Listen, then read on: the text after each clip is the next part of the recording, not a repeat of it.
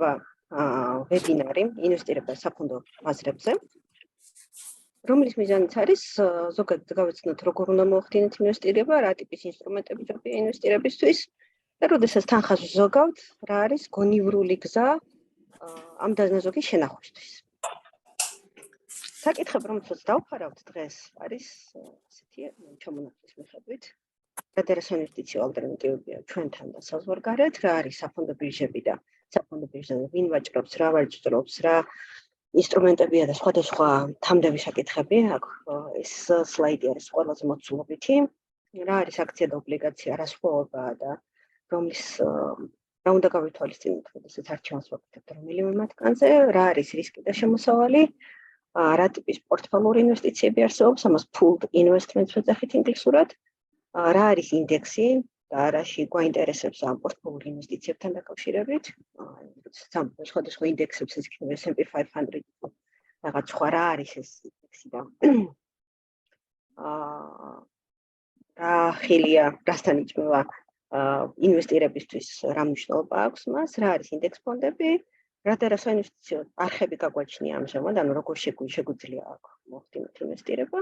ბოლოს მცირე რჩევები პერსონალური ინვესტიციებთან დაკავშირებით და შემდეგ Q&A სესიაც გვექნება. დავიწყეთ. ესე იგი, რა ალტერნატივები გვაქვს დღეს საქართველოში, როდესაც თანხას ვზოგავთ, ვინახავთ და ვფიქრობთ, როგორ შევინახოთ.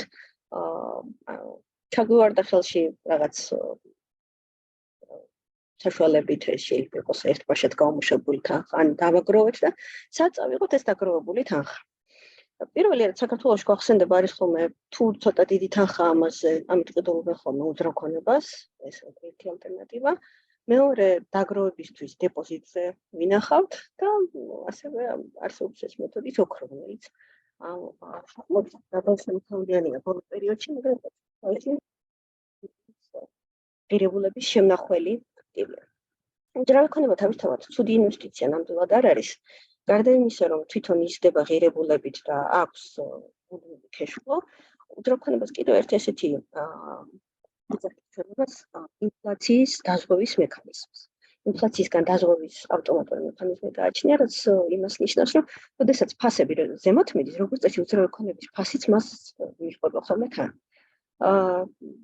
და თან უფრო მყარ ვალუტაში ხდება ამ უძრავქონების ფასის გააზრება. ამიტომაც უძრავქონება ღირებულება სულ ცოტა ინახავს და ამასთან ერთად ემატება. ამიტომ ცუდი ინვესტიცია არ არის, თუმცა თუ კარგად დავუთვლით იმ შემოსავალს, რასაც უძრავქონება რეალურად გვაძლევს, თავის გაქირავებით იჯარით მიღებული შემოსავალი ანადგომად და ამას უნდა გამოვაკოთ, რა თქმა უნდა, მეინტენანსის ხარჯები, შენახვის ხარჯები, მოცდენების ხარჯები, როდესაც არ გვაქვს გაქირავებული, აღმოაჩენთ, რომ უძრავქონების შემოსავალი სინამდვილეში არც ისეთი მაღალია, უბრალოდ თქვა დოლარში შენახვისთვის, უცხოურ ვალუტაში შენახვისთვის და საქართველოში არსებული ალტერნატივებისთვის ცუდი არ არის. მაგრამ საქართველოს მონაცემები არ მაქვს მე, მაგრამ უცხოური მონაცემებით ეს არის სადღაც 6-დან 8% წელიწადში. რაც საკმარისად მაღალი არ არის, იმიტომ რომ შესაძლებელი უფრო მაღალი შემოსავალიც გქონდეს, თუ გვაქვს თანხა. და რა არის ეს უფრო მაღალი შემოსავალი? თან რამდენად შეიძლება რომ იყოს ნაკლებად რისკიანი, ანუ არ იყოს ძალიან რისკიანი. და რაში აბანდებენ ხოლმე თანხას უცხოეთში. ანუ როდესაც ვართ მაგალითად ამერიკაში თუ ცხოვრობ და გვაქვს თანხა, მათთვის უძრავქონება არის, თქვა შეიძლება იყოს მესამე ალტერნატივა. უკიდურეს შემთხვევაში მეორე ალტერნატივა, მეოთხე და ამ შემდეგ, მაგრამ არა პირველი. ჯერ უძრავქონებაში არ დება. თუ გვაქვს თანხა პირველ რიგში განვითარებულ ეკონომიკებში, სადაც არის განვითარებული ბაზარი, ამ თანხას დებენ ეკონომიკაში. და თანხა, რომელიც ჩვენ გაგვაჩნია ხელთ, ჩვენი დანაზოგები, ავტომატურად არის რესურსი ეკონომიკისთვის. ნებისმიერ ამ წყაროში, რომელშიც არ უნდა განვათავსოთ ეს ჩვენი დანაზოგი.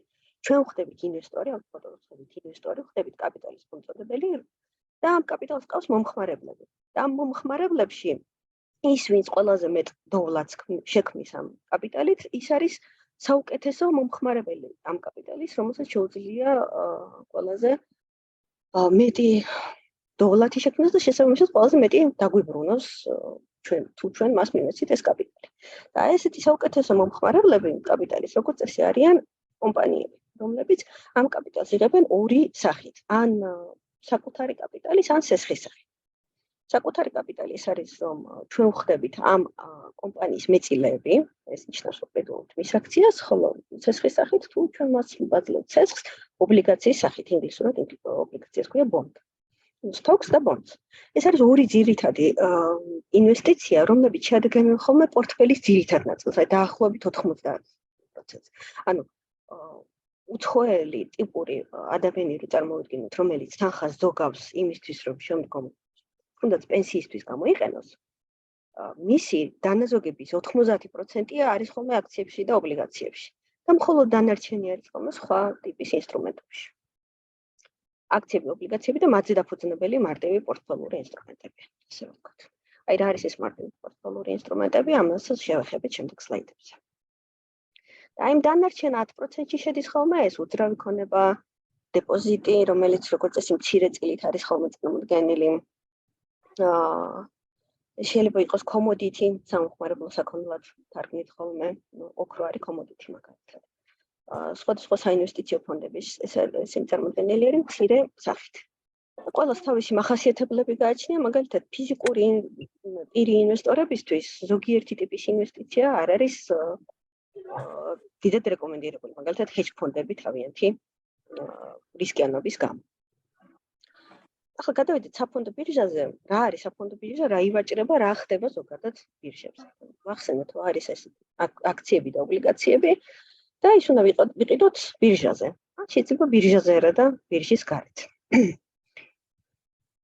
და სხვადასხვა ტერმინებსაც შევეხები, იმიტომ რომ ამ ტერმინებს რომ ვახსენებთ, შემდგომ უკვე თუ თქვენ დაიწყებთ ვაჭრობას ბირჟაზე და დაიწყებთ განთავსებას ბირჟებზე, სხვადასხვა ტერმინებს შეხვდებით ხოლმე და გეცოდინებათ რა არის ეს ტერმინები. როდესაც კომპანია პირველად ახდენს თავისი აქციების ან ობლიგაციების გამოშვებას, პირველად გამოიტანა ფართო ბაზრისთვის. ანუ არის კომპანია, რომელსაც მაგალითად აქვს მილიარდი დოლარის საკუთარი კაპიტალი და უნდა კიდევ დამატებით 200 მილიონის მოიზიდოს, ხო? აი სულ პირველად, როდესაც თვითონ იღებს ამ თანხას, როდესაც გამოიტანა თავისი აქციები, შესთავაზა ფართო პუბლიკას, ინვესტორებმა იყიდეს ეს აქციები, ამას ვეძახით პირველად საჯარო შეთავაზებას, ანუ IPO-ს. ეს იმ შემთხვევაში თუ განთავსება ხდება საჯარო შეთავაზების გზით. ასევე არსებობს მეორე ვარიანტი private placement, ანუ კერძო განთავსება. როდესაც კომპანიები საჯაროდ ყველას კი არ სთავაზობენ, არამედ მათ თავიანთი საინვესტიციო ბანკები ეხმარებიან, იპოვონ ინვესტორები და ისინი კერძოდ ახდენენ შეთავაზების დაფიქსირებას, ანუ კერძოდ ხდება ამ პირველადი 200 მილიონის შეძენა ინვესტორების მიერ. სავარაუდოდ IPO-ში მონაწილეობა უფრო ადვილია ხოლმე, განსაკუთრებით კერძო განთავსებაში უფრო ძირითადად მონაწილეობენ ხოლმე კომპანიები, თუმცა თუ IPO სახით იქნება, ამაში შეიძლება ვთქვათ, ბირჟიდან ფიზიკურმა პირებმაც მიიღონ მონაწილეობა. მაგრამ ორივე შემთხვევაში ეს არის პირველადი გამოშვება, ამას ვუძახებთ პირველად ბაზარს, როდესაც კომპანიამ პირველად მოახდინა კაპიტალის მოზიდვა. ამის შემდგომ უკვე, როდესაც ხდება აქციები და ობლიგაციებით ვაჭრობა, ამ ვაჭრობიდან მიღებული თანხები კომპანიასთან აღარ მიდის. ეს არის უკვე არსებული აქციონერები ვაჭრობენ ერთმანეთში.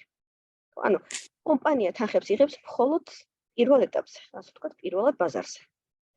მეორადი ვაჭრობა ის მთელი ის ძირითადი ვაჭრობა, რაც მიდის ხოლმე საფონდო ბაზარზე, ან ბირჟის გარეთ, არის ინვესტორებს შორის. როგორც აქციონერებს შორის, ასევე ვთქვათ, ობლიგაციების მფლობელებს შორის.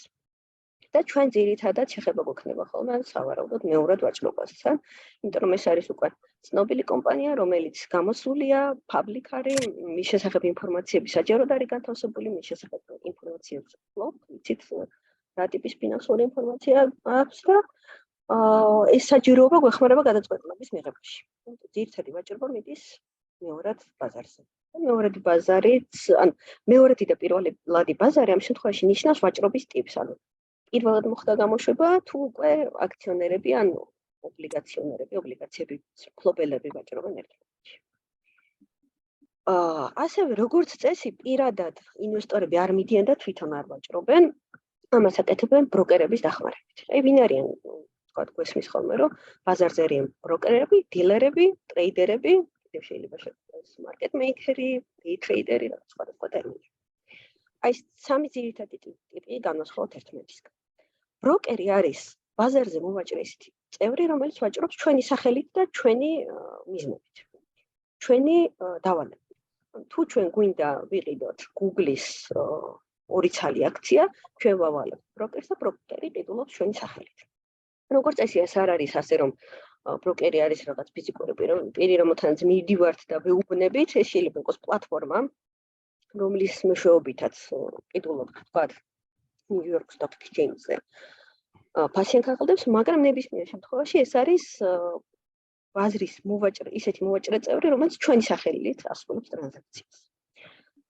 არიან ასევე დილერები. როგორც წესი, დილერები და ბროკერები ხშირად არიან ხოლმე სხვადასხვა ბაზრებზე და არსებობს ბირჟები, რომლებიც ძირითადად მიყავთ დილერებს, არსებობს ბირჟები, რომლებიც უფრო ბროკერებს მიყავთ.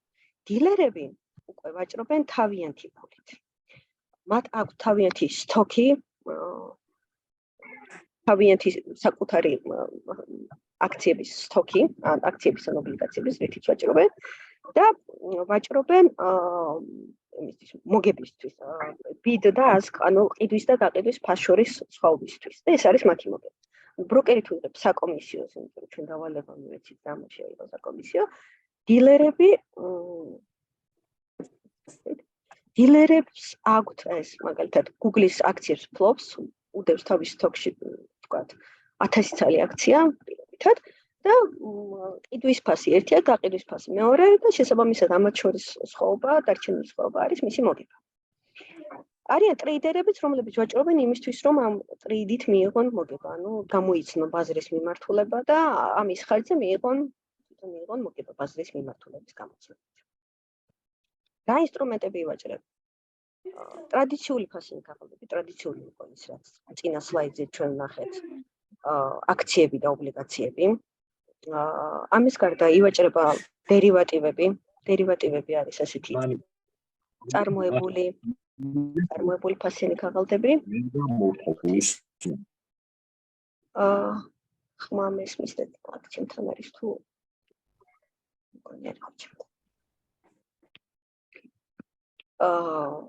დერივატივები ეს არის როგორ ტიპის ინსტრუმენტები. ამას დერივატივებს უწოდებენ კონტრაქტებს, რომელთა დანიშნულებაც არის დააზღვიოს მომავლის ფასი.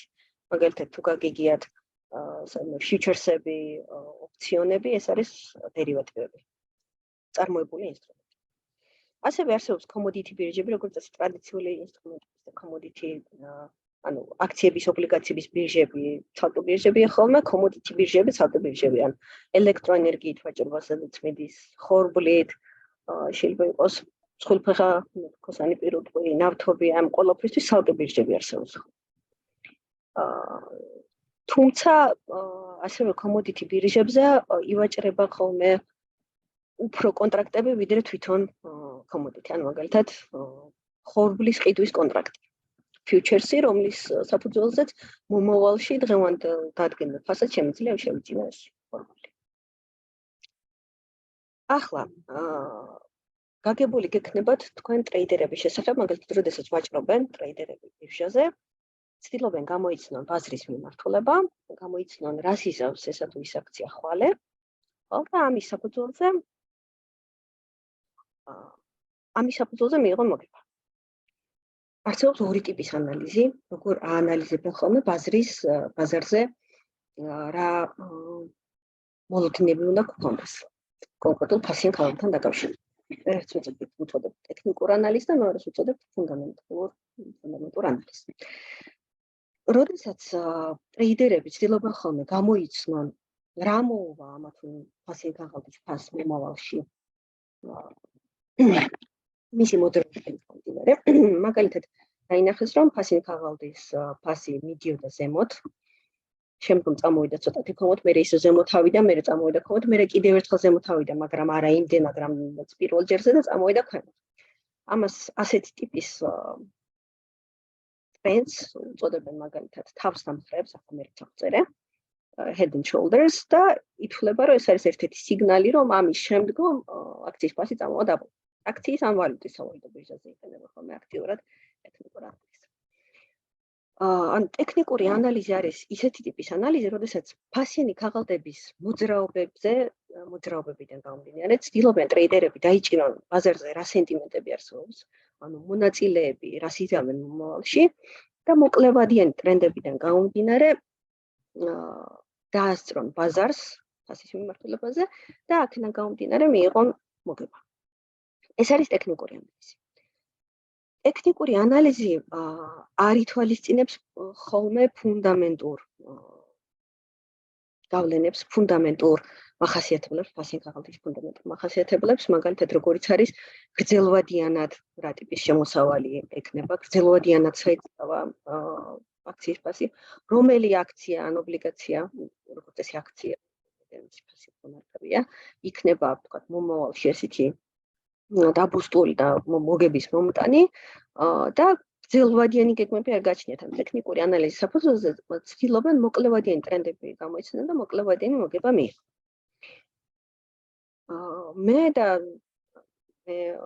სადაც მივიღე ეს განათლება, CFA ინსტიტუტი ამ ანალიზის დიდად რეკომენდაციას არ უწევთ. ჩვენ ვთვლით, რომ ზოგადად აქციების ბაზრის და ინვესტიციების მიმართ უნდა გქონდეს გრძელვადიანი გეგმები.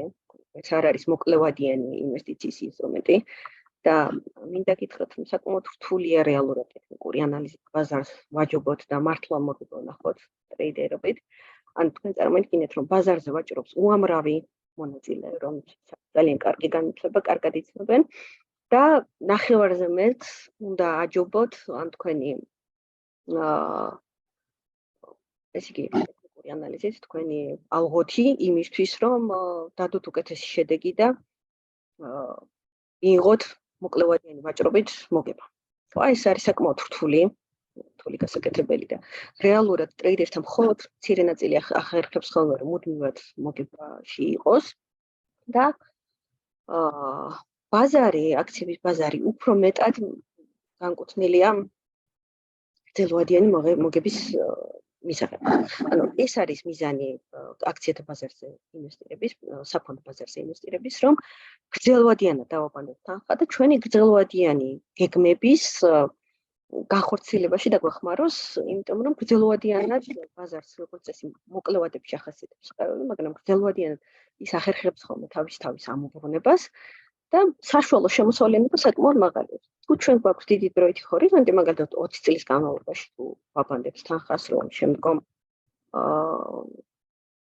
დავიფინანსოთ იბერე, მივიღოთ პენსია ჩვენი დანაზოგებით, ბაზარი აუცილებლად მოგცემს, აუცილებლად ახლა ცოტა ისეთი თქვამია, არც ამის მოსახლება არ მაქვს, მაგრამ აი თუ ჩვენ გადავხედავთ ტრენდებს და თუ ჩვენ გადავხედავთ ბაზარზე, ბირჟაზე როგორი ტიპის შემოსავლები აქვს ხოლმე ისეთ წარმატებულ ბირჟებს და კარგ ინდექსებს, მივხვდებით, რომ მართლაც შეიძლება კარგი შემოსავალი გქონდეს აქედან.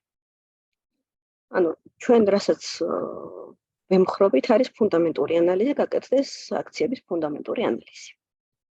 აქვე განმარტოთ ერთი ტერმინი კიდევ, ეს არის ინსაიდერული ვაჭრობა, insider trading, რომელიც ყველა ბირჟაზე ყველგან აკრძალულია. ეს არის რა? არსებობს ინსაიდერული ინფორმაციები კომპანიების შესახებ, მაგალითად, თუ ვიცით, რომ თქვათ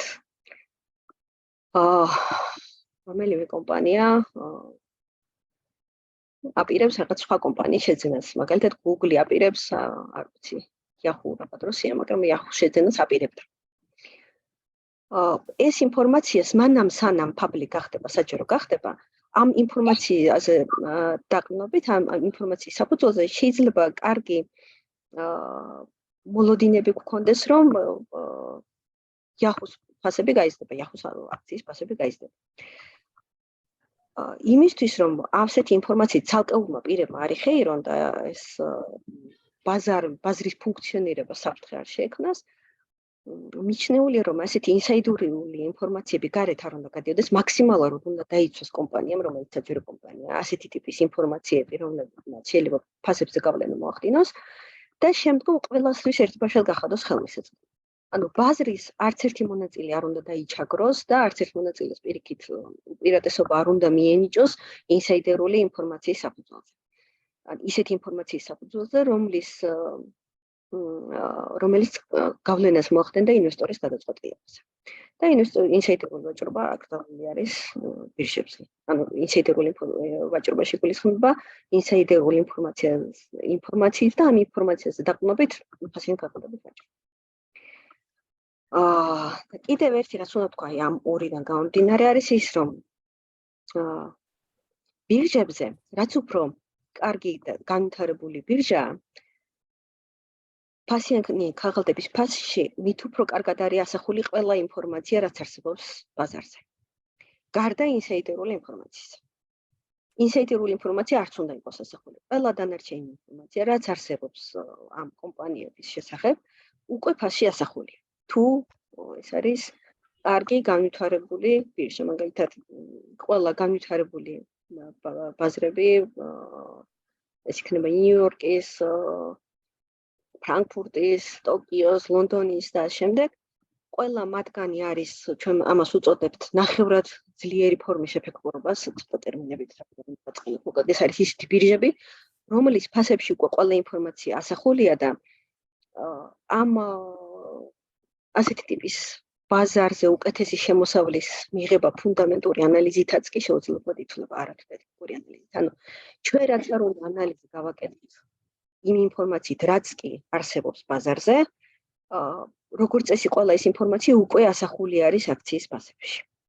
ამიტომ იმის მოლოდინი, რომ ჩვენ კარგი ანალიზით ბაზარს ვაჯობებთ, ამის მოლოდინი არ უნდა გქონდეს. იქნება ცალკეული შემთხვევები, როდესაც კონკრეტული პირები ბაზარს ჯობნიან და ბაზარს აჯობებენ, ესეც ტერმინია betting market. რაშიც იგულისხმება, რომ გამოვიცნოთ, რომელი აქციას ექნება უკეთესი შემოსავლები ვიდრე ბაზარზეა და რომელი აქციის ფასი არის undervalued, underpriced, ანუ უფრო ნაკლებად დაფასებული, ვიდრე ის უნდა რეალურად ღირდეს. ითვლება, რომ ამ ყველა განვითარებულ ბაზარზე ყველა ინფორმაცია უკვე ასახულია და მისი ფასი, მათი ფასი არის underpriced. ფასიანი ქაღალდების აღმოჩენა ძალიან რთულია. ეს გამოდის ერთეულ საინვესტიციო მენეჯერებს და მაგალითი ძალიან ბევრი იყო ისეთი საინვესტიციო მენეჯერებისა, რომლებიც თითქოს და ჯობნიდნენ ბაზარს, მაგრამ ბოლოს აღმოჩნდა, რომ იტყუებოდნენ და მილიარდები დაკარგეს. შესაბამისად არსებობს პორტფელის მართვის, ანუ თუ ჩვენ გვაქვს ჩვენი პორტფელი, მაგალითად ბევრი სხვადასხვა აქციები, როგორც წესი, ჩვენი პორტფელი შეიძლება ჩვენ თვითონ ვმართოთ, შეიძლება მივაპაროთ რომელიმე პორტფელის მენეჯერს. და არსებობს ამ ჩვენი პორტფელის მართვის ორი ძირითადი ტიპი.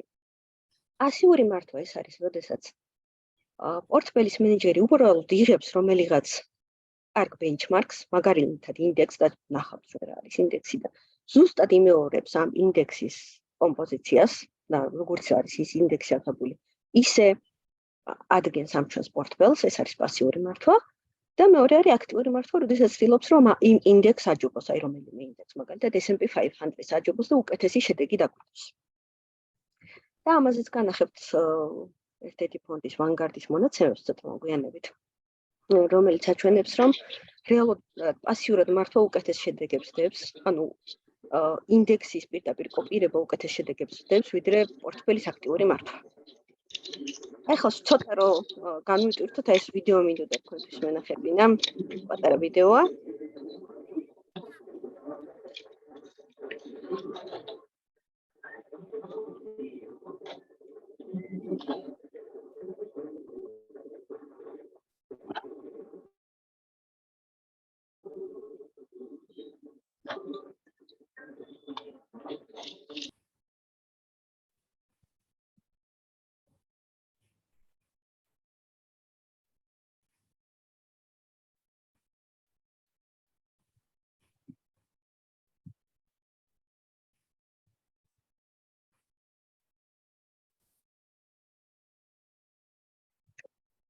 შეიძლება თქვენ გესწროთ აქ ბროკერებიდან და ხელებით სხვადასხვა სიგნალებს იძლევიან. ამას ეძახიან open outcry სისტემას, რომელიც დღეს ამერიკაში რამდენად ვიცი მარტო ჩიკაგოს ერთ-ერთ ბირჟაზე არის დარჩენილი, ესე ტრეიდინგ პიტები იყო მოწყობილი ხმულებივით, სადაც ბროკერები რეალურ სივრცეში იკრიბებოდნენ და ხელებით იძლეოდნენ სიგნალებს, მაგალითად, ყიდვას უნდა, გაყიდვას ურდას და რა ფასად უნდა ეს ყველაფერი გაიკეთებინათ, ყიდვა და გაყიდვა. და სხვადასხვა ბირჟებს ეს სხვადასხვა ხელების სიგნალებით უნდა. თუ ჩიკაგოს ბირჟაზე ისწავლიდა ბროკერი ხელების სიგნალებს, იგივე სიგნალებით მაგალითად ნიუ-იორკის ბირჟაზე ვერ ივაჭრებდნენ. დღეს ეს უკვე ამოვარდნილია ელექტრონული პლატფორმების გავრცელების გამო ამის საჭიროება აღარ არსებობს. ეს ისე თვალი რომ ცოტა თვალისთვის წყალი რომ დაგველებინებით. ახლა გადავიდეთ იმაზე რომელ ფასიან ხალხს უნდა მივანიჭოთ უპირატესობა, ყოველ შემთხვევაში რა ინფორმაციას უნდა უფლობდეთ იქიდან იმისთვის, რომ გადავწყვიტოთ აქცია უნდა ვიყიდოთ თუ ობლიგაცია და რითი უნდა დავაკომპლექტოთ ჩვენი პორტფელი. რა განსხვავება ჩვენთვის ინვესტორის ინვესტორის პოზიციიდან. ეს იგი ობლიგაცია არის კომპანიისთვის მიცემული სესხი. აქედან გამომდინარე, ობლიგაცია არის შედარებად, როგორც წესი შედარებით ნაკლებად რისკიანი ყოველ შემთხვევაში იმავე კომპანიის აქციასთან შედარებით, რატომ ეს ნიშნავს, რომ ჩვენ კომპანიას მივეცით სესხი. ამ სესხს აქვს წინასწარ განსაზღვრული ვადიანობა და აქვს წინასწარ განსაზღვრული პირობები, რა პროცენტს გადაგვდის რა ვადის განმავლობაში და რა პერიოდულობით. და თუ მოხდა ისე, რომ ეს კომპანია გაკოტრდა, გახდა გადახდის უნარო, გადეფოლტდა, ამ შემთხვევაში ჯერ უნდა გაისტუმროს სხვადასხვა სასესხო ვალდებულებები, მათ შორის ობლიგაციები და მხოლოდ ამის შემდგომ აქციონერთა აქციების ღირებულება, მხოლოდ ის, რაც დარჩება, ნაწილდება აქციონერებს. აქედან გამომდინარე, ობლიგაცია არის ნაკლებად რისკიანი. მეორეს მხრივ, სწორედ იმიტომ, რომ ნაკლებად რისკიანია, მისი შემოსავლიანობაც არის გაცილებით უფრო სტაბილური, ის კუპონი, რასაც გვირდება იმ კუპონს გვიხდის და ობლიგაცია გვიხდის კუპონს და პლუს ფასის ცვლილებას, ან ცოტათი იცვლება ხოლმე ობლიგაციის ფასი, მაგრამ გაცილებით ნაკლებად ვიდრე აქციის. რისკი ადვილად გასაზომია, თუ კომპანიას აქვს საერთაშორისო სარეიტინგო კომპანიის რეიტინგი და დიდ კომპანიებს უკვე არათუ საზღვარგარეთ არ მიცემულიშიც კი აქვთ ეს რეიტინგები. მაგალითად 3A თუ აქვს ეს ყველაზე კაი კომპანია, მერე არის 2A, 1A, 3B, 2B, 1B, 3C, 2C, 1C და ამ შემდეგ არის 1B-ის ქვემოთ უკვე საერთაშორისოდ ითვლება, რომ 2B და ქვემოთ არის უკვე უფრო სპეკულატიური, ანუ რისკიანი ობლიგაციები, თუმცა საქართველოს რეიტინგი არის 2B, 2B და შესაბამისად ახლა საქართველოშიც ობლიგაციებს ამაზე მაღალ რეიტინგს არავინ არ და 2B, 1B ამაზე ნაკლები საქართველოში, ალბათ საქართველოშიც არის 1B-ის ნაკლებიანის შეძენა. უკვე ძალიან რისკიანად ითვლება. ანუ ადვილი გასაზომია მეტნაკლებად ობლიგაციების რისკები, იმიტომ რომ ეს ინფორმაციაც საჯაროა, ნაკლები მერყება ახასიათებს, მაგრამ მისი შემოსავლიანობაც როგორც წესი დაბალია. ყოველ შემთხვევაში საზღვარგარეთ საკმაოდ დაბალია ხოლმე ობლიგაციების შემოსავლიანობა, საქართველოში ჯერ კიდევ მაღალი არის. უბრალოდ ერთი ობლიგაციის ღირებულება საკმაოდ მაღალი, ამიტომ ობლიგაციის თალობით ყიდვა და პორტფელში დამატება ადვილი არ არის რისკის თვალსაზრისით. მეორეს მხრივ რა ახასიათებს აქციებს? ანუ აქცია ეს არის უფლება დანარჩენ კაპიტალზე, მას შემდეგ, რაც კომპანია გაისტუმრებს ყველა თავის სასესხო ვალდებულებას, მათ შორის ობლიგაციებს. ეს იმას ნიშნავს, რომ თუ კომპანიას ექნება კარგი შემოსავლიანი წელი, მომგებიანი წელი, მისი აქციების ღირებულება და აქციების შემოსავლიანობა მნიშვნელოვნად იზრდება. საკმაოდ ძალიან იზრდება. და კომპანიის აქციების შემოსავლიანობა შეიძლება საკმაოდ მაღალი იყოს, ბევრად მაღალი ვიდრე ობლიგაციისა. თუმცა შესაბამისად აქციებს ახასიათებს მერყეობაც აქედან გამომდინარე. ანუ აი რა უნდა გავითვალისწინოთ, როდესაც ვამბობთ ობლიგაციებში უნდა ჩავდოთ თუ აქციებში. უნდა შევხედოთ მათ შემოსავლიანობას, რაც საჯარო ინფორმაციაა და რომელ ბირჟაზეც არიან განთავსებული და ერთი კომპანიის ფასიანი ქაღალდები არის ხოლმე ერთსა და იმავე ბირჟაზე განთავსებული. იშვიათად შეიძლება ორ ბირჟაზე იყოს. აი თუ რომელიმე კომპანიის სად არის არ მახსოვს, მაგრამ თქვათ ისევ და ისევ Google-ის აქციის ფასები თუ გაინტერესებს და გვინდა ვნახოთ რა შემოსავლები ქონდა წინა წლებში. ამას ადვილად ნახავთ იმ ბირჟაზე, რომელზეც არის Google-ის აქციები განთავსებული და აქედან გამომდინარე, თუ ის სტაბილურია, ალბათ შეგვიძლია ჩავთვალოთ, რომ მომავალ პერიოდშიც რაღაცა მსგავსი იქნება. ყოველ შემთხვევაში ამ დაკვირვების უკეშიანება შემდგომ უკვე შევხედოთ კომპანიის შემოსავლებს, რომლებიც ასევე სრულიად საჯაროა და თუ შემოსავლები მაღალია, ნიშნავს, რომ ამ კომპანიის აქციების ფასებიც დაიზრდება. ანუ რაც უფრო შემოსავლიანია, აქცია რას ნიშნავს, რომ ჩვენ ვართ ამ კომპანიის მეწილე.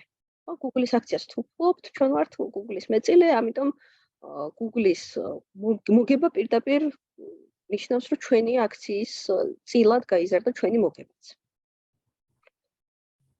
ეს არის ესეთი მახასიათებელი. ანუ და ჩვენ თუ შევხედოთ მაგალითად ამერიკაში აქციების მომგებიანობა რა იყო? აი ერთ-ერთი სლაიდებს რო გადავაკეთეთ. ეს არის ეს Vanguard-ის ფონდზე განახებთ ცოტა მოგვიანებით. 11%-ზე მაღალი იყო საშუალო, 40 წლიანი საშუალო მომგებიანობა დოლარში აქციების ინდექსის. აქციების ინდექსსაც განმარტავს ცოტა ხანში. ანუ საკმაოდ მაღალი შემოსავლიანობა გააჩნიათ აქციებს. ეს იმას ნიშნავს, რომ რა თქმა უნდა ზოგიერთი წლის განმავლობაში ეს შემოსავლიანობა იკლებს, მაგრამ სხვა წლების განმავლობაში იმდენად მაღალია, რომ საშუალო გამოდის აი ესეთი 11.3-11.2%. დამეთანხმეთ, რომ ისეთი მაღალი რიცხვია. მე შევხედოთ თქვა 20 წლის განმავლობაში რამდენად მოქმედებს ჩვენს დანაზოგზე, რამდენად ზრდის ჩვენს დანაზოგს.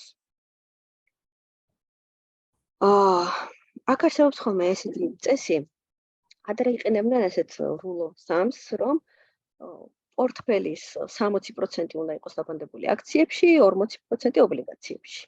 ეს თუ მარტო აქციები და ობლიგაციებით მივდივარ და თუ თქვა 90% გვაქვს ამ ტრადიციულ ფასიანქაღალდებში, ანუ აქცია ობლიგაციებში შესაბამისად გავყოთ. თუმცა სხვა მახასიათებლებით რა თქმა უნდა უკვე მნიშვნელოვანია, მაგალითად თუ ჩვენ გვაქვს დიდი დროითი ჰორიზონტი, 30-40 წელი თუ ვაპირებთ რომ თანხას ხელი მოვკიდოთ, ეს ნიშნავს რომ ჩვენი რისკისადმი ტოლერანტულობა გაცილებით მაღალია და უფრო მეტად შეგვიძლია უფრო რისკიანი აქტივობისკენ გადავიხაროთ. თუ ცოტა რო გვაქვს დარჩენილი, უფრო ნაკლებად რისკიანისკენ უნდა გადმოვიხაროთ, იმიტომ რომ შეიძლება ვთქვათ 5 წელიწადში თუ გჭირდება თანხა 4 წელიწადში, ეს ნიშნავს რომ აქციების ფასები მნიშვნელოვნად შეიძლება დავარდეს, რასაც უყურებდით 2022 წელს და ველოდებით კი რომ გაგრძელდება 2023 წელსაც, რეცესიას ელოდებიან კომპანიების უმრავლესობა და ამიტომ ვთქვათ ასეთ პატარა პერიოდში შეტყობინება მაინც წყდება ხმა. მკითხეთ ხოლმე რა შემაწყვეტინეთ და ჩართეთ მიკროფონი და შემაწყვეტინეთ და მკითხეთ სადაც ხმა შეწყდება. ესე იგი, აქციების შემთხვევაში ხო თუ დროით ჰორიზონტი მცირე გვაქვს, ამ შემთხვევაში ალბათ ჯობია რომ გადავიდეთ ობლიგაციების მხარეს. ანუ უფრო მეტად ობლიგაციებით იყოს ჩვენი პორტფელი დატვირთული ვიდრე აქციებით. ხო, რა უნდა გვესმოდეს რისკთან დაკავშირებით? ზოგადად ძალიან ბევრი ტიპის რისკი არსებობს, მაგრამ აი ორი მნიშვნელოვანი რისკი არის, რაც ყველაზე ცხადად შეიძლება შევეჩეხო და შესაბამისად ყველაზე კარგად უნდა გვესმოდეს, რომ ეს ორი რისკი არსებობს. ერთი არის საკრედიტო რისკი, ეს არის რისკი, რომ ვისი ფასიანი ქაღალდიც გვაქვს, ის გადეფოლტდება და ვერ გადაგვიხდის, ახაც ვერ დაგვიბრუნებს. ანუ ჩვენი აქცია გაუფასურდება, ჩვენი ობლიგაცია გაუფასურდება, დივიდენდებს არ გადაგვიხდიან, კუპონს არ გადაგვიხდიან ობლიგაციაზე. ეს არის საკრედიტო რისკი. და მეორე არის ფასის მერყეობის რისკი, რომელიც განსაკუთრებით ახასიათებს აქციებს. ფასის მერყეობა მნიშვნელოვანი რისკია, ეს ნიშნავს, რომ მაგალითად თუ გვაქვს აქციები და ვფიქრობ, რომ გაისად უნდა გავყიდოთ, შეიძლება ისე ჩამოვარდეს ამ აქციების ფასი გაისად, რომ თანხაც რა თანხადაც ვიყიდეთ, იმდენადაც ვერ გავყიდოთ. შარშა დაახლოებით 20%-იანი კვლევა ჰქონდათ აქციებს ამერიკაში. ესე იგი, ეს ორი რისკი არის ის, რაც აუცილებლად უნდა გავითვალისწინოთ.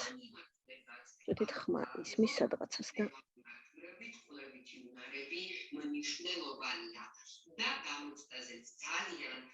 ხმა სად არის მოდეშით?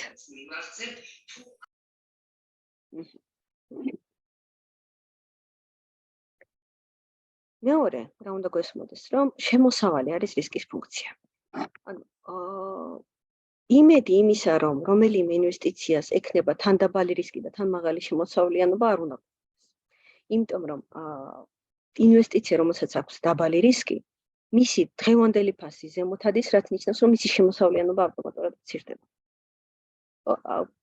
ურისკო, რაც უფრო ნაკლებად რისკიანია, მაგალითად თუ რომელიმე ინსტრუმენტის, თუ რომელიმე აქციის ან ობლიგაციის რისკმა დაიწია, მისი ფასი აიწევს, ბაზარი ავტომატურად აწევს ამ ინსტრუმენტის ფასს, რაც ნიშნავს, რომ მისი შემოსავლიანობა დაიკარგოს. ანუ არ მოგვატყუოს მიმზიდველმა ინვესტიციამ, რომელსაც აქვს მაღალი შემოსავლიანობა. ან ჩვენ ვერ ვთვლით შემოსავლიანობას კარგად, უფრო სავარაუდოა, რომ ვერ ვთვლით შემოსავლიანობას კარგად, ან ასევე სავარაუდოა, რომ რაღაც რისკს ვერ ვხედავთ.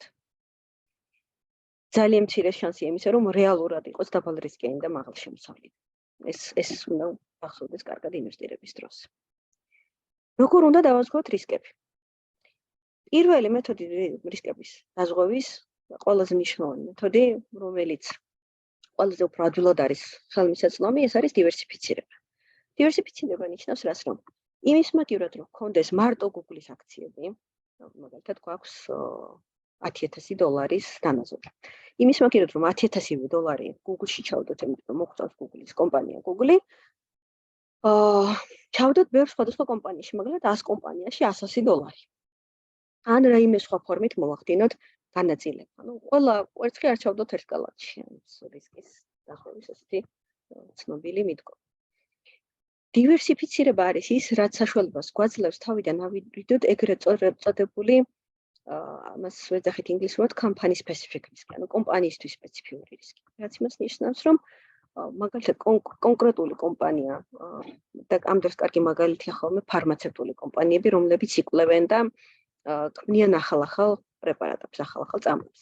რომელიმე მათ აქვთ ხოლმე ძალიან დიდი research and development-ის ხარჯები, ასეთ კომპანიებს და შეიძლება აღმოჩნდეს, რომ ერთ კომპანიას უილად გასწია ესეთი ხარჯები და ჯამში ვერ მიიღო მოგება, ამ დანახაჭიდან ვერ მიიღო ის წამალი, რომლის შექმნასაც დახარჯა მნიშვნელოვანი თანხა.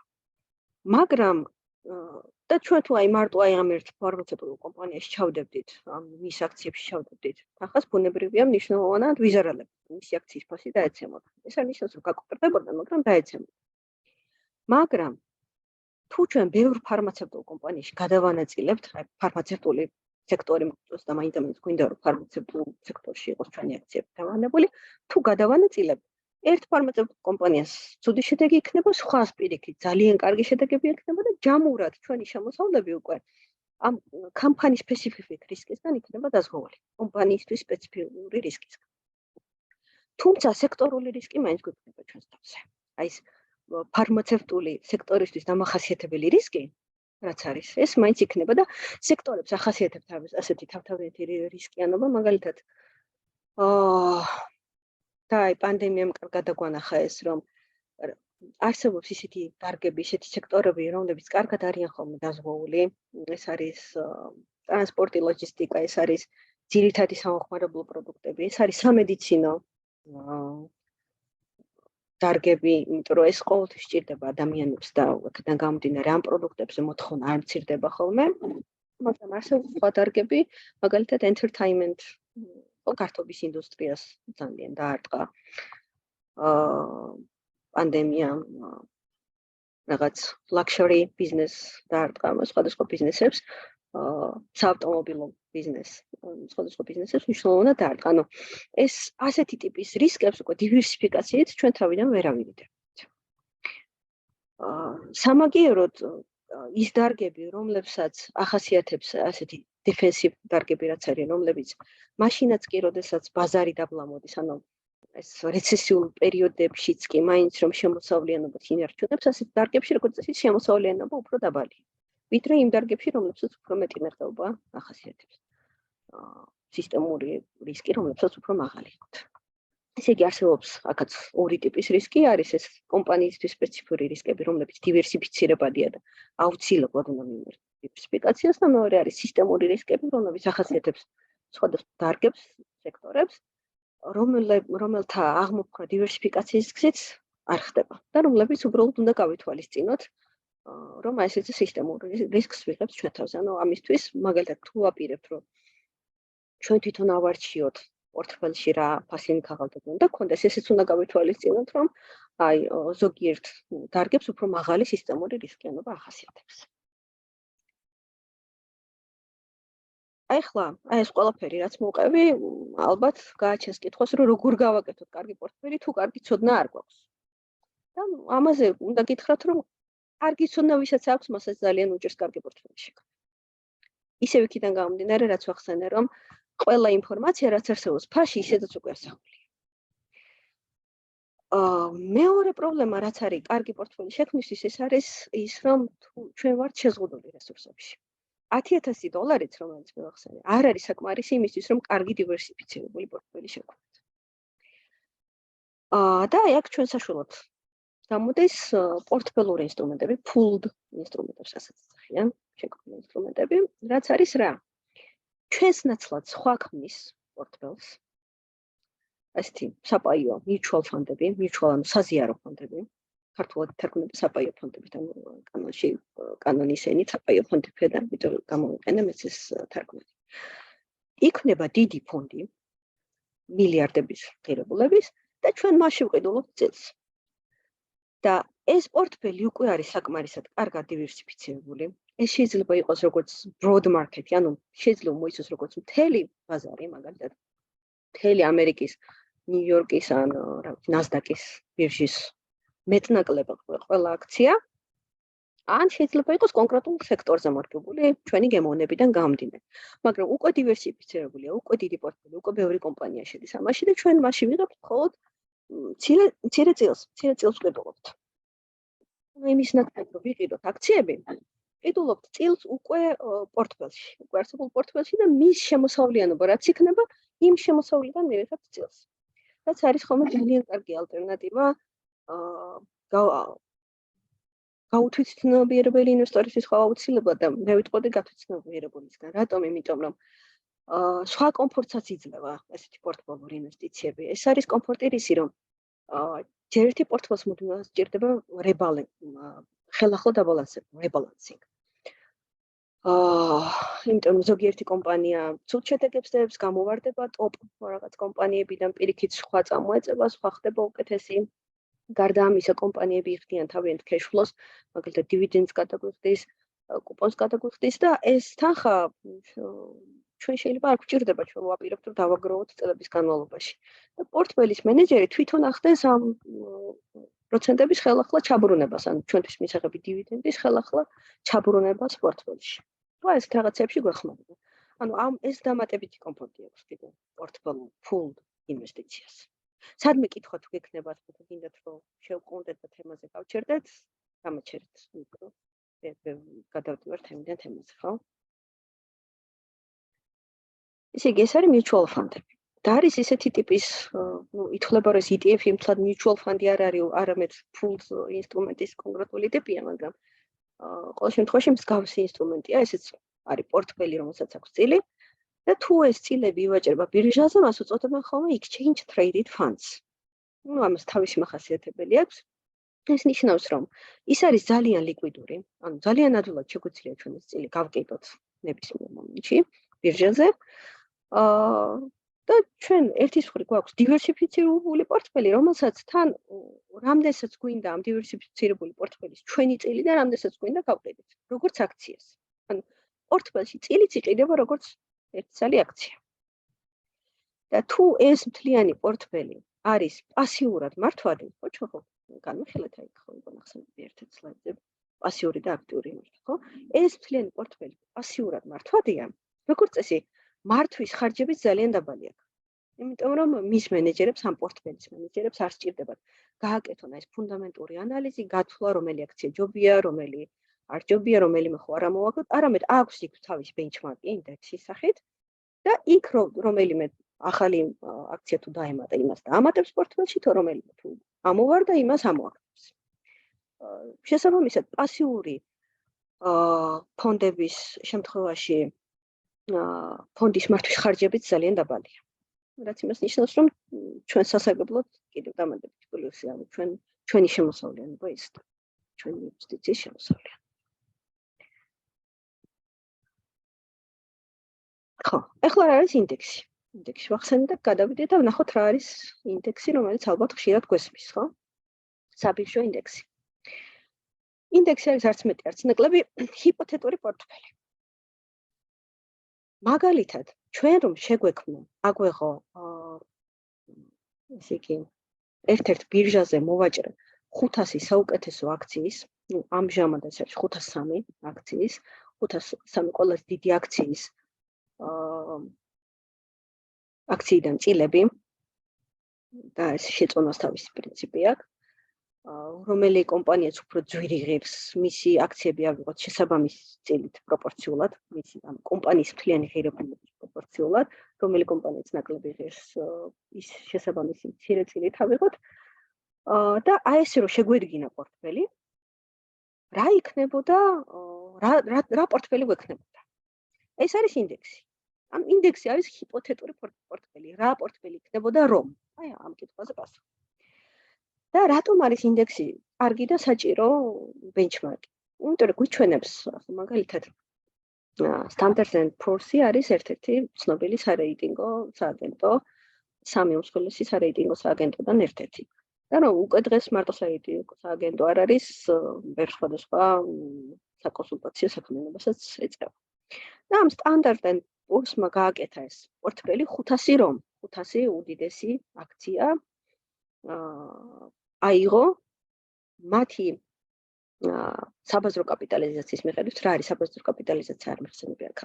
საბაზრო კაპიტალიზაცია არის კომპანიის მთლიანი ღირებულება. ანუ კომპანიის თითო აქცია თუ ღირს დღეს $80 და კომპანიას სულ აქვს გამოშვებული თქვათ მილიონი ასეთი აქცია, ამ კომპანიის საბაზრო ღირებულება არის მილიონი გამრავლებული 80, ანუ მისი market cap-ი, საბაზრო კაპიტალიზაცია არის $80 მილიონი. და Standard & Poor's-მა როგორ გააკეთა ეს თავისი S&P 500 ყველაზე ცნობილი ალბათ ინდექსი. 500 უმსხვილესი კომპანიის აქციები აიღო მათი საბაზრო კაპიტალიზაციის პროპორციულად. და ჩაყარა ამ კალათში, ანუ დაგვითვალა. Standard & Poor's თვითონ არ შეუძენია ეს აქციები, უბრალოდ ითვლის. იმის მიხედვით, რომელი 500 აქცია არის დღეს ტოპი, ამ წუთას ვამბობ, ეს არის 503-ისგან შედგება ეს ინდექსი. და ითვლის რა ღირს დღეს აი ეს პორტფელი, ასეთი პორტფელი. ოღონდ აი ახლა რა არის აქ მნიშვნელოვანი, რომ ითვლის არა დღევანდელ ღირებულებას, არამედ ითვლის როგორი იცვლება ამ აქციის, ამ ინდექსის ფასი. და ამაში ითვალისწინებს რას? როდესაც შექმნა ეს 500, მათი ფასი როგორ გაიზარდა 1 წლის განმავლობაში და რა დივიდენდები დაარეკა. ანუ მთლიანად რა შემოსავალი დაწერა ამ ინდექსმა წლის განმავლობაში, ამ ჰიპოთეტურმა პორტფელმა ამ წლის განმავლობაში. აქედან გამომდინარე, თუ ამ ინდექსის საწყისი ფასი იყო 1000, ანუ რაღაც საწყის ნიშნულზე ხდება ხოლმე მისი, აღარ მახსოვს ის იმოდგა S&P 500 რა ნიშნულებით არის 1000-ით იცლება, მართლა არ მახსოვს, მაგრამ ითვლის აქედან, რომ რაღაც საწყის რომელიმე მრგვალ რიცხვზე აფიქსირებს და მერე ითვლის, რომ მაგალითად მეორე წელს თუ ინდექსის ღირებულება გახდა 1120, ეს ნიშნავს, რომ 12%-იანი მოგება ქონდა, ჯამური შემოსავალი ქონდა ამ ინდექსის ყველა აქციას ერთად, როგორც დივიდენდების, ასევე აქციის ფასის ზრდის სახით. ანუ აქციიდან ჩვენი შემოსავალი ეს არის ორივე ერთად. რა დივიდენდი გადაგვიხადა და რა იყო ამ აქციის ფასის ნაზრი. და ამას ითვალისწინებს ინდექსი, ამას ასახავს თავის თავში. ჩვენ თუ გაინტერესებს კონკრეტულმა ინდექსმა რა მოგება დაწერა, ამისთვის უნდა შეხედოთ დღეს რამდენია ინდექსის ღირებულება, რა იყო 1 წლის წინ და სხვაობით ხვდებით რა შემოსავალი ქონა ამ ინდექს 1 წლის განმავლობაში. ანუ აი იმ პორტფელს 1 წლის განმავლობაში. ანუ დინამიკურად ვაკვირდებით. სტატიკურად დღეს რა ღირს ინდექსი, ეს ბევრი არაფერია. დინამიკაში რამდენად გაიზარდა ინდექსის ღირებულება, ეს არის ჩვენთვის მნიშვნელოვანი. ეს იგი ეს არის ინდექსი და ეს არის ძალიან კარგი ბენჩმარკი იმის შესაძლებლად პორტფელი როგორ იმართება. ძალიან კარგი ბენჩმარკი იმის როგორ შევადგინოთ ჩვენი პორტფელი. საბირჟო ინდექსებში არის როგორც ესე იგი უფრო კარგი ინდექსებია return ინდექსები, რომელიც ყველა მოგებას ითვალისწინებს, როგორც ფასის ზრდას, ასევე დივიდენდებსაც. ინდექსები დგება როგორც აქციებზე, ასევე ობლიგაციებზე, მაგრამ ჩვენ უფრო ვსაუბრობთ აქციების ინდექსებზე, ესენი აქციების ინდექსებია ყველა, ანუ აქციების პორტფელი რო შეედგინა და არა ობლიგაციების პორტფელი. ასევე არსებობს broad market index-ის არის, როდესაც ინდექსი მოიცავს მთელ ბაზარს, აი S&P 500 ასეთია, პრინციპში აქ ყველა ასეთი არის broad market ინდექსია. და არსებობს კიდევ სექტორული ინდექსები, რომელიც კონკრეტულ სექტორში ითვლის რაღაცა კონკრეტულ კომპანიებს. და რისგან შედგება ეს ინდექსი, რამდენი კომპანიის აქციებისგან შედგება, რა პრინციპით არის შედგენილი, ეს წინასწარ ინდექსის მახასიათებლებში არის გაწერილი. და ამ ინდექსის პერიოდული rebalancing გეხდება, იმიტომ რომ ყოველთვის ერთი და იგივე top 500 კომპანია ხო არ იქნება, ვიღაცა ჩამოვარდება აქედან, ვიღაც სხვა უფრო კარგი კომპანია დაემატება, და ამის ხელახლა გადაბალანსება ხდება, ის ამოვარდება, ეს სხვა დაემატება. ესე ხდება ინდექსის შედგენა. ინდექსებს განასხვავებენ ხოლმე საბაზრო კაპიტალიზაციით შეწონილი, ეს იყო რაც წეღან ახსენი, ანუ რაც უფრო ძვირი ღირს კომპანია, მისი აქციები უფრო მეტი რაოდენობით შედის ამ ჰიპოთეტურ პორტფელში. არის ფასით შეწონილი ინდექსი, ანუ რაც უფრო ძვირი ღირს ერთი აქცია, მით უფრო დიდი რაოდენობით ჩდება ინდექსში. არის კიდევ თანაბრად შეწონილი, რაც ნიშნავს, რომ ყველა კომპანია არის მაგალითად $100 ვალო, თითო დოლარის თუნდაც. აი, რამდენი აქცია შედის აი ამ ინდექსში, ყველაში რომ $100 ჩაგვედო. რამდენად გაიზრდებოდა ინდექსის ღირებულება წლის განმავლობაში. მერე ისევ ხელახლა გადაბალანსდება, მერე რამდენად გაიზრდება წლის განმავლობაში. ეს არის თანაბრად შეწონილი ინდექსი. და ყველა ინდექსი აი ისევ მახასიათებლებში ჩვენ შეგვიძლია ვნახოთ, რომ ეს არის market cap weighted ინდექსია, price weighted-ია თუ equal weighted ინდექსია. კითხვა ხო არ გაქვთ?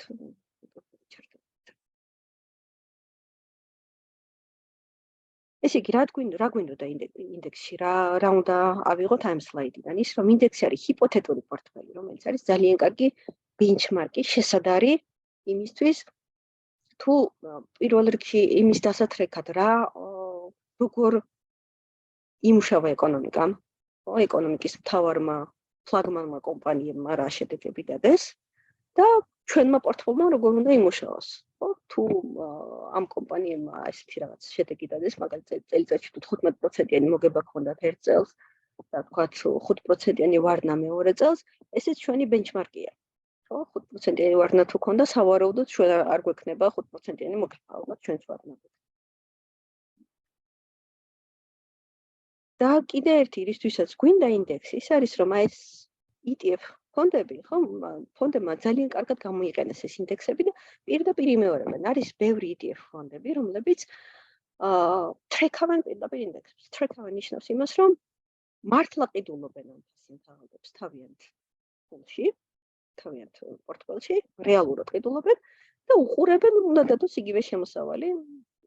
S&P 500 როგორც ითვლის, თვითონაც ეს არის რეალური შემოსავლები და თუ რომელიმე მაგალითად Vanguard-ის ფონდმა, ვიტყვი ხო Vanguard-ზეც, შეიძინა და გააკეთა ესეთი S&P 500-ის მიხედვით შეადგინა პორტფელი, მისი ETF-ების ფასი უნდა იმეორებდეს მეტნაკლებად S&P 500-ის მოძრაობას, ინდექსის მოძრაობას. Vanguard არის ერთ-ერთი ძველი კომპანია, რომლის მონაცემებიც მქონდა აქ მოტანილი. ეს S&P 500 ის არის Vanguard-ის ერთ-ერთი დამფუძნებლის მიერ დათვლილი ცხრილია ეს. და ესე იგი, ერთ-ერთი ძველი და საიმედო ფონდად ითვლება. შესაბამისად, თუ თქვენ გინდომებათ, რომ თქვენი ინვესტიცია მაგალითად ჩადოთ რომელიმე ETF-ში და გადაწყვეტთ, რომ ეს იყოს, ვთქვათ, S&P 500-ს ტრეკავდეს, თქვენ რო დასერჩავთ, რომ საიმედო და ძველ ფონდებს, ერთ-ერთი, რომელიც შეგხვდებათ, ერთ-ერთი უმსხვილესი დიდი და ძველი ფონდი, ერთ-ერთი იქნება Vanguard-ი. ციაში ალბათ პირველი თუ არა მეორე მაინც იქნება. ისევ და ისევ მე კონკრეტულ რეკომენდაციას ვერ მოგცემთ, საწაილოდ ETF-ი იყიდოთ თუ როგორი ETF-ი თუ კონკრეტული აქციები, მაგრამ თუ თქვენ გადაწყვეტთ, ეს Vanguard-ი მაგალითად ერთ-ერთი იქნება იმ ჩამონათვალში. ახლა ცოტა მონაცემებსაც რო გადავხედოთ. ეს არის სხვადასხვა ინდექსები. და ეგ ჩანს მაგალითად როგორ არის ეს ინდექსები აგებული. ეს არის DJIA-ის სახელით DJIA ეს შეიძლება საგნად ისიც მოხვედროდათ თვალში იმ შემთხვევაშიც კი თუ მაგალითად ცებით არ ინტერესდებოდით აქამდე. ესეთი ცნობილი ინდექსია, აი როგორც აქ ვხედავთ, ეს იგი არის ფასით შეწონილი.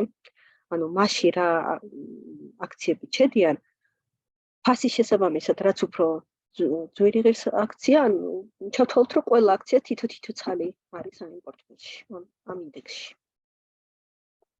აქ არის 30 ცალი ამერიკის უმსხვილესი აქციები და არიან ფასით შეწონილი.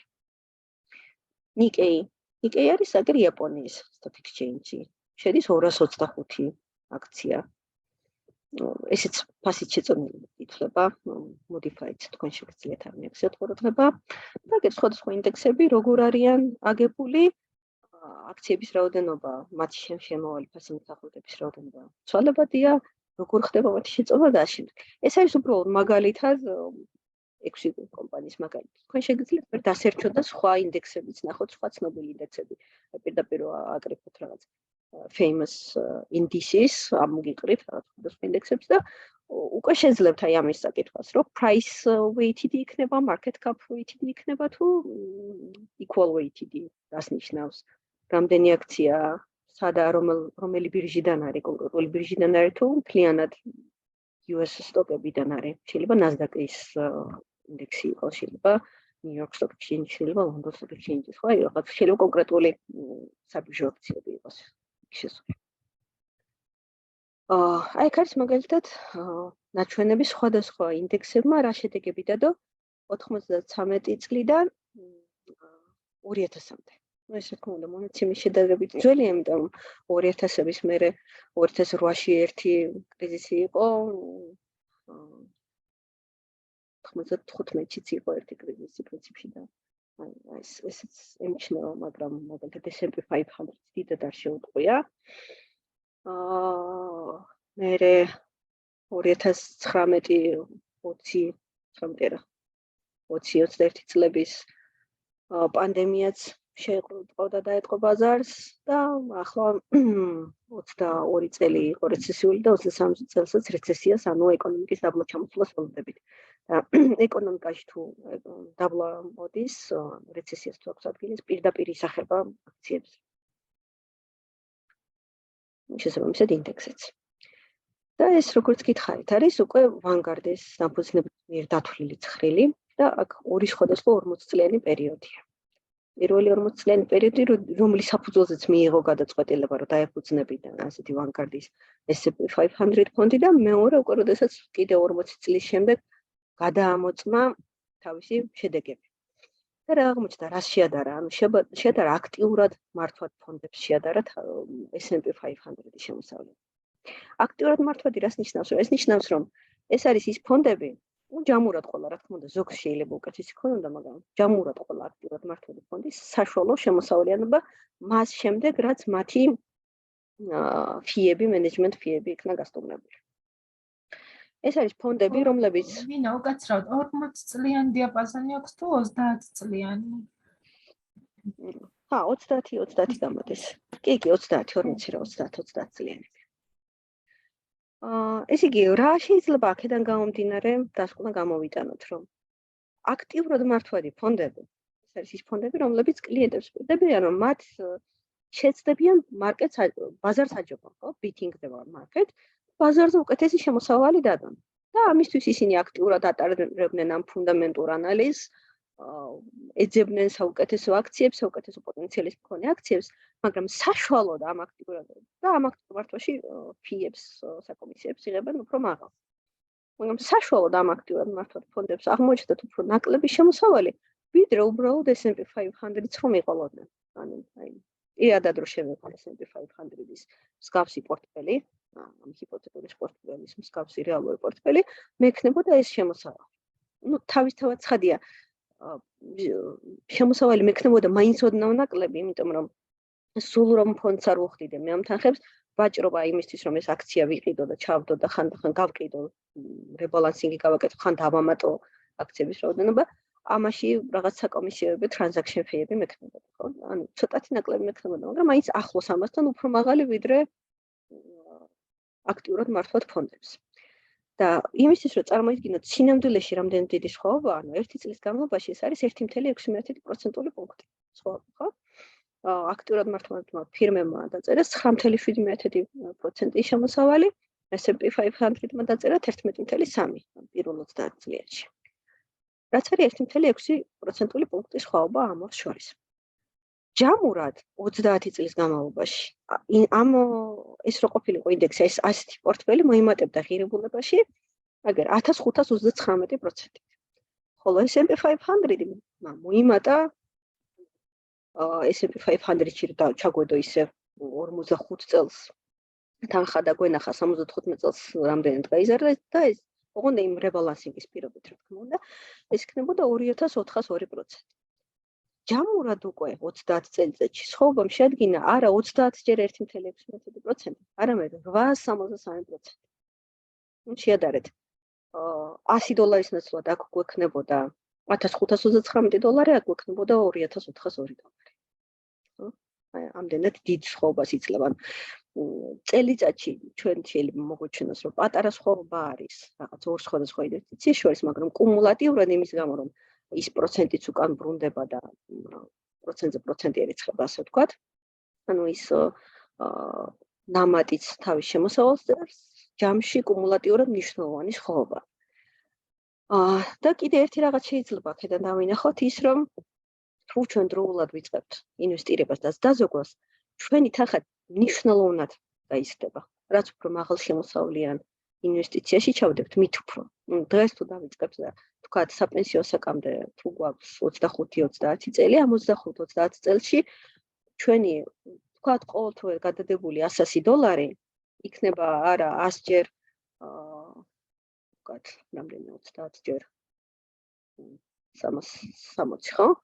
არა 30 ჯერ 360, არამედ იქნება გაცილებით მეტი, იმიტომ რომ ის პროცენტები, წლიური პროცენტები აკუმულირდება და დიდ იმპაქტს გვაძლევს, დიდ სხვაობას გვაძლევს. ანუ აი პირველი $100 მაგალითად მოგვიტანდა აი ამ პერიოდში, ვინც 85 წელს შეიტანა პირველი $100, გაიზარდა გახდა $2500 თითქმის.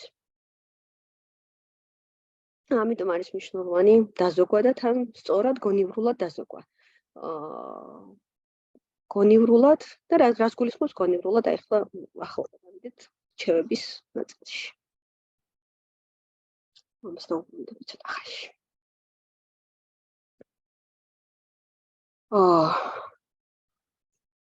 თუ გადაწყვეტთ, რომ დააგროვოთ და ზოგადად დაზოგვა და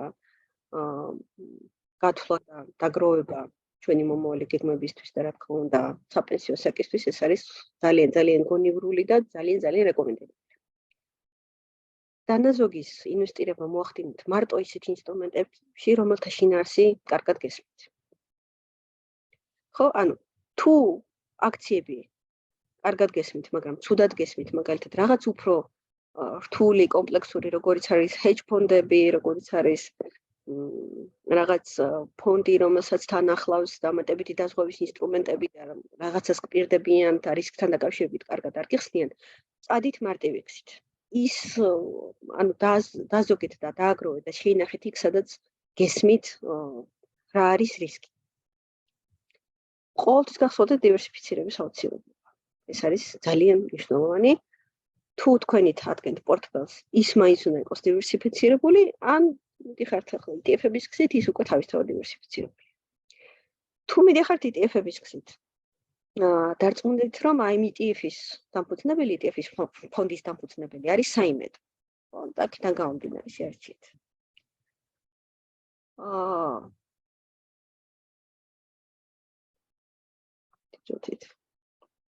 შემოსავალი არ შეფასო დამოუკიდებლად, ანუ უბრალოდ რომ ერთ ინსტრუმენტ შემოსავალი აქვს 11% და მეორეს 8 ეს ცალკე არაფერს ნიშნავს.